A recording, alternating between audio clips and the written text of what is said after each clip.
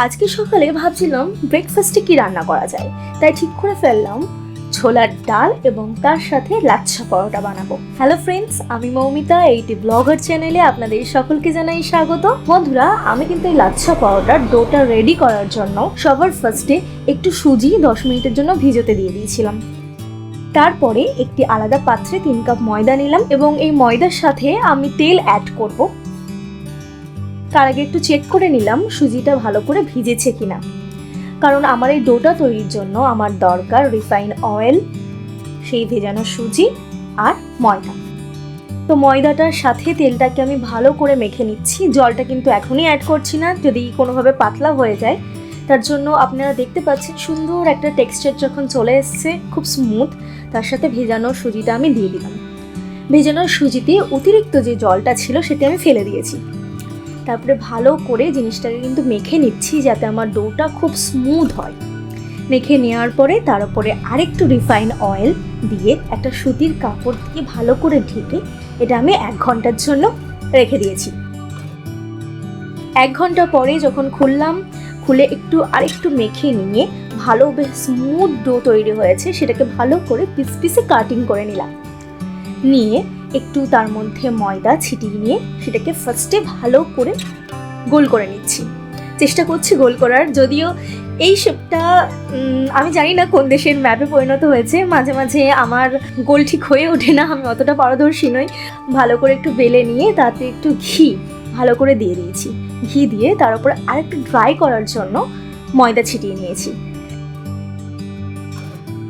তারপর এরকম ছুরির সাহায্যে স্লাইস করে কেটে নিচ্ছি। নিয়ে এটাকে এবার আমি রোল করছি। যেহেতু লাচ্ছা পরোটার লেয়ারটা খুব ইম্পর্টেন্ট, তার জন্য কিন্তু আমরা এইভাবে করলে লেয়ারটা খুব সুন্দর আসে। এবং এই লেয়ারগুলো করে নিয়ে আমি আরও এটাকে 10 মিনিটের জন্য স্টে করতে দিয়েছিলাম। তারপরে আমি এটাকে আবার বেলতে স্টার্ট করেছিলাম। এখানে আমি আপনাদেরকে আর একটা পদ্ধতি দেখাচ্ছি, যে পদ্ধতিতে আপনারা রোলটা করতে পারেন। একটা সাইড কেটে নিয়ে এইভাবে সুন্দর করে ঘুরিয়ে কিন্তু পুরো আপনারা রোল করে নিতে পারেন। এটা খুব ইজি এবং খুব তাড়াতাড়ি কিন্তু হয়ে যায়। আরও একটা পদ্ধতি কিন্তু আপনাদেরকে দেখাবো। পুরো দুটো পার্টে বিভক্ত করে নিতে হবে। দুটো পার্টকে আলাদা করে নিয়ে দুটো পার্টকে কেটে আলাদা আলাদা রোলিং করতে হবে। এটা একটা পার্ট আমি রোল করে নিলাম। এবার আরেকটা পার্টকেও সুন্দর করে কাটছি, স্লাইস করে নিয়ে এটাকে আলাদা করে আবার রোলিং করলাম, করে একটাকে আরেকটার উপরে সেট করে দিলাম। নাও আমার পুরো রেডি। এবার এগুলোকে আমি 10 মিনিট, যেটা আগে আপনাকে বললাম যে 10 মিনিট স্টে করতে দিয়েছিলাম, তারপরে ভাজার জন্য এগুলোকে আমি আবার বেলে নিলাম। নাও এখন আমি চলে আসলাম ছোলার ডাল করার জন্য আমি গরম তেলে একটু 5 ফোড়ন, শুকনো লঙ্কা এবং তেজপাতা ফোড়ন দিয়ে তার মধ্যে সিদ্ধ করা ছোলার ডালটাকে কিন্তু দিয়ে দিয়েছিলাম। এবং এর মধ্যে স্বাদ মতো নুন, হলুদ, জিরের গুঁড়ো, ধনের গুঁড়ো এবং একটু চিনি অ্যাড করেছিলাম। চিনি আর লবণটা আপনারা আপনাদের পছন্দ মতো দিতে পারেন। এবং ফ্লেভারটা, গন্ধটা খুব সুন্দর আসার জন্য একেবারে দোকানে পরোটা দেখবেন যেরকম সুন্দর একটা গন্ধ আসে। আমরা অনেকেই দোকানের পরোটা খেতে পছন্দ করি শুধুমাত্র তরকারিটার জন্য বা ছোলার ডালটার জন্য। তো এই মৌরি বাটা আর আদা বাটা দিয়েছিলাম, যেটাতে কিন্তু স্মেলটা খুব সুন্দর আসে। তো সেটাকে দিয়ে আমি আলাদা গ্যাসে ফোটাতে দিয়ে দিয়েছি এবং পাশের গ্যাসে শুরু করে দিয়েছি পরোটাটা ভাজা। এই পরোটাটা ভাজতে আমি ইউজ করেছি রাইস ব্র্যান্ড অয়েল।